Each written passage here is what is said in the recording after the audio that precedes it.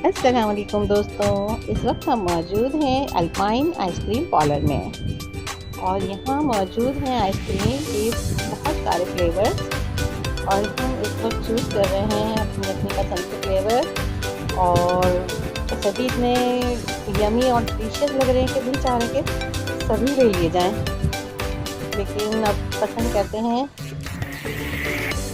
और मैं अपने लिए पसंद करूँगी कुल्फ़ा फ्लेवर